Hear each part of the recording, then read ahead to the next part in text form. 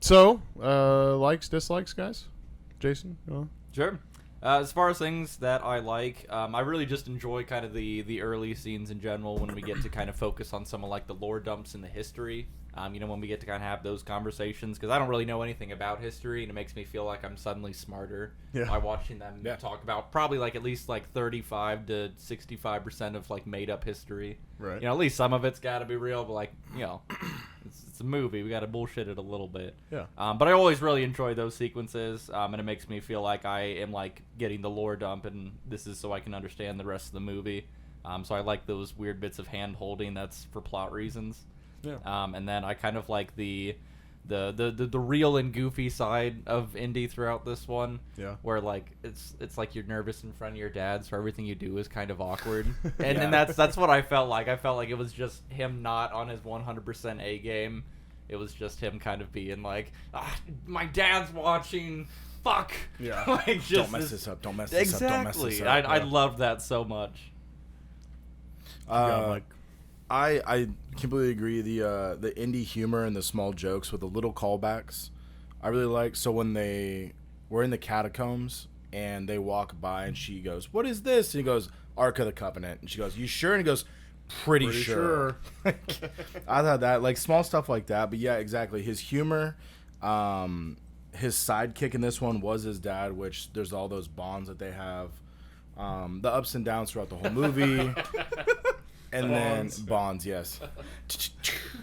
And then to the very end where they like repair their relationship, the very like last scene I thought was pretty good. I thought this one started the best out of the three we've done. Yeah.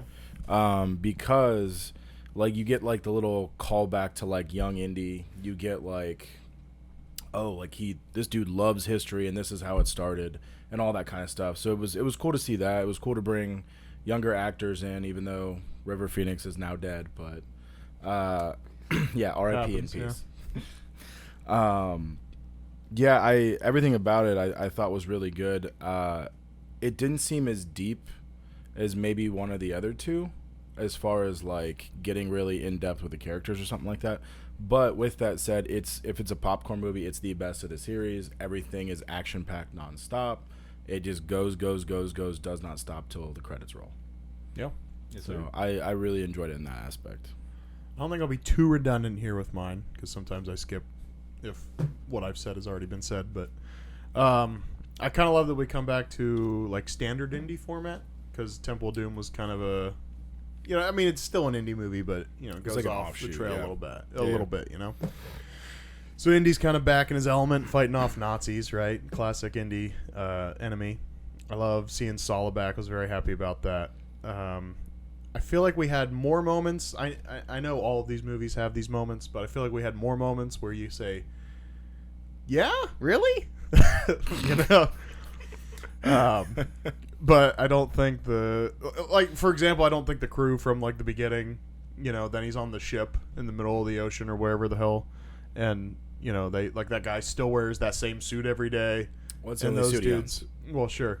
And that dude still has the fucking cross. And it's like, well, aren't these guys like kind of criminals? Like, wouldn't they have sold this shit off by now? Exactly. And I thought that cross, because it was like, all right, it's been 20-something years or 15 years or whatever. I thought the cross was going to be a major player in the movie. Yeah. Absolutely did not come up after that. He was like, oh, it was more just like a petty, like, hey, remember? Right. Like, oh, by the way. Yeah. So, just a couple more things like that I felt like in this one. But, mostly I loved the shit out of the movie.